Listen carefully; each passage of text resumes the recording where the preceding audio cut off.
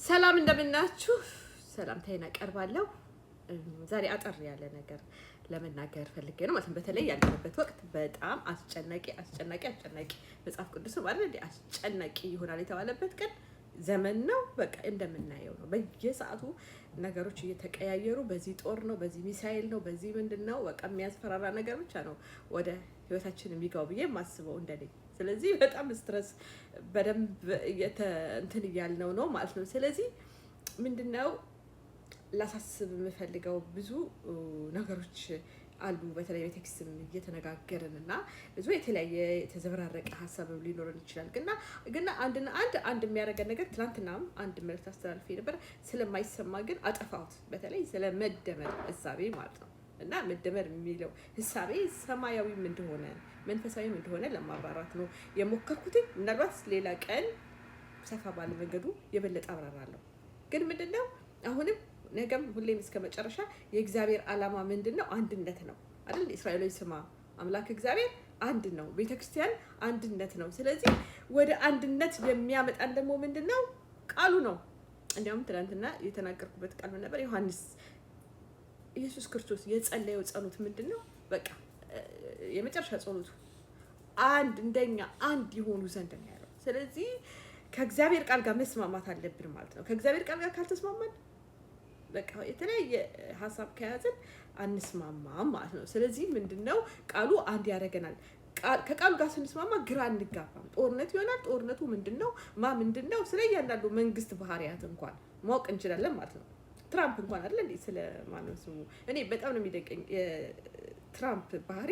አስቡ፣ እንቅልጥጥ ብሎ ያደጉ ሰውዬ በቃ በበለጉት ነገር ቢሆን ሰውዬ መጽሐፍ ቅዱስ ተረድተው አይምሯቸው ከእንደገና ለእግዚአብሔር ለህዝብ መዋጋት መቻላቸው እግዚአብሔር ይችላል አይደል እንዴ? ባለጸጎች ወደ መርፌ ቀዳዳ መግባት እንዲያውም ይሄ ማነው ስሙ ማስክኑላ ማብቶታል። እሱ ራሱ አሁን ወደ ጸሎት እየመጣ ነው። እና ምላችሁ ያለሁት ቀላል አይደለም።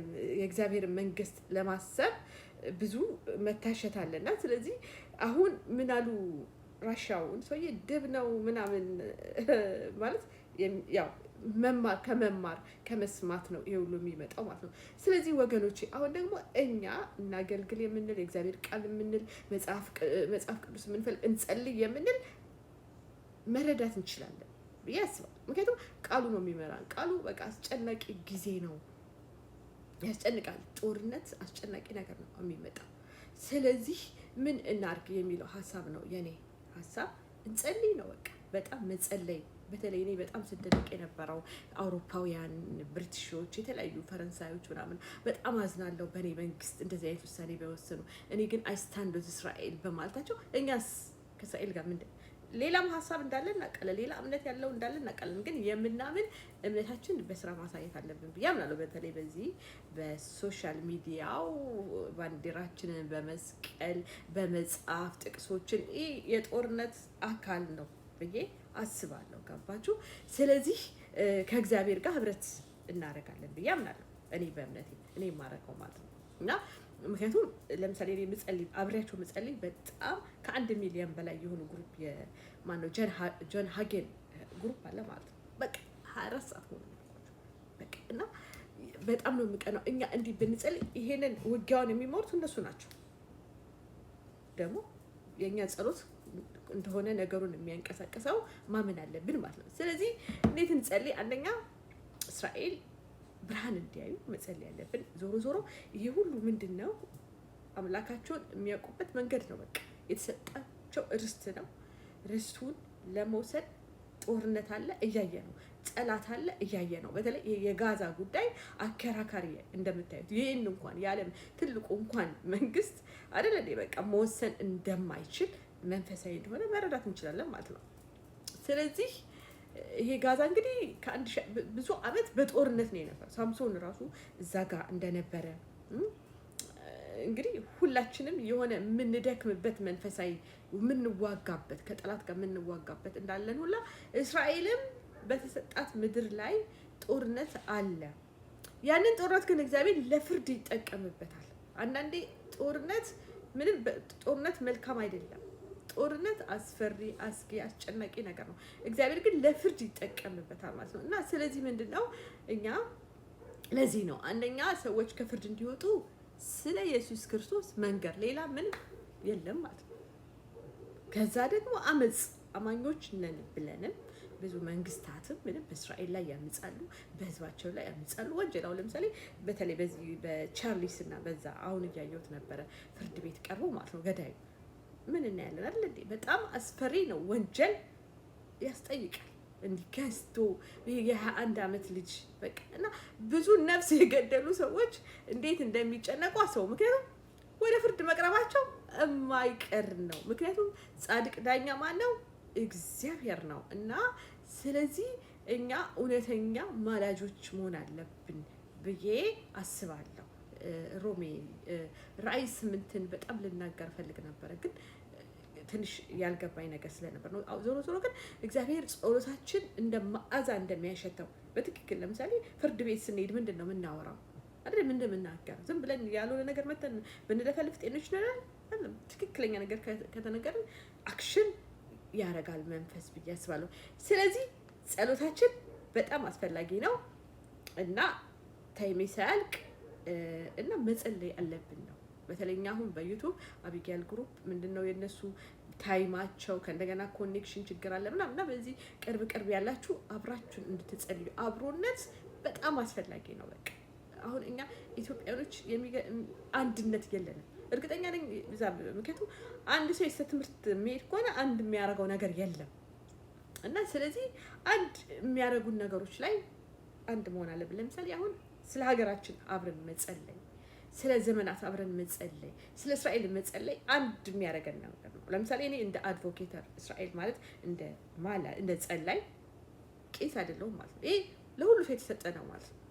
በቃ ቆስቆስ ቢሆን ምናምን እንዲነሽ የሚል ምንም ማንም እንደ ልብ ይሆናል አይደለም። ግን ምላችሁ ለሁሉ ሰው የተሰጠ እስከሆነ ድረስ ሁላችንም የምንተባበርበት መንገድ ነው እና በጣም ነው የማመሰግነው። እነ ቲጊ በአዲስ አበባ እየተጉ ነው ከእንደገና በዋትስአፕ እና አሁን ደግሞ ወደ ዩቲዩብ እንድንመጣ ነው ማለት ነው። እና ይሄን የምትሰሙ በአጠቃላይ አብረን እንድንጸልይ ጸሎት ያጣብቃል። በቃ የፍቅር ነገር ነው እና ስለዚህ አብረን እንድንጸልይ የምንጸልይበት አርሽ ደግሞ አሁንም ስለ ኢየሩሳሌም ነው ማለት ነው። ስለ ዓለም ነው ማለት ነው። ስለ ኢየሩሳሌም ስንጸልይ ወደ ራስ ሰላምን እንደመሳብ ነው ብዬ ብዙ ጊዜ የተናገርኩት ነገር ነው እና አሁንም እንደምናየው ብዙ ነገር ልንረዳ እንችላለን እና በተለይ እኔ በጣም በቃ ትላንትና ናታሁንን እንደዛ ሲያርጓቸው እነዚህ አውሮፓውያን ምን አይ ዶንት ኖ እናንተ ምን እንደተሰማችሁ ማለት ነው። እና በቃ ሰው እንዴት እግዚአብሔርን እንደማይወድ የምናየው ነገር ምንድን ነው አይደል እንዴ? በቃ መጽሐፍ ቅዱስን እውነት ነው እውነት የሚመስል ውሸት። ምክንያቱም በቃ ይሄ መጽሐፍ ቅዱስ ያለ ነው። መጽሐፍ ቅዱስ ነው ጥርት ያለ እውነት የሚያሳየን ማለት ነው። ስለዚህ ፍርድ ነው ብዬ አስባለሁ። በዚህ እስላማዊ እነዚህ ጂሃዲስቶች ቴሮሪስቶች የሚያደርጉት ለልጆቻቸው ምንም የማያውቁት ህፃናት አብረው እንደሚጠፉ ማየት አለብን። ለዚህ ምንድነው አንድና አንድ ወንጌልን መመስከር። እኔ ኢትዮጵያኖች በቃ ወደ አረብ ሀገር የሄዱ ወንጌል እንዲሰብኩ ነው ምጸልየው ማለት እንዲህ ልብ እንዲኖራቸው በቃ አንድ ሰው እንኳን ባድን ብሎ በቃ ራሱን የሚሰጥ ትውልድ እንዲነሳ እንጂ ይሄ ለቢዝነስ በቃ ተቀባለህ ትባረካለህ እንደዚህ ሌክቸሪ ነገር በቃ አሁን ያን ማሰብ እንኳን አይቻልም። እግዚአብሔር ሁሉን ያጠፋል። እንደዚህ የምታያቸው ሚሳኤሎች ምናምኖች ምንም ትምከት አይደለም።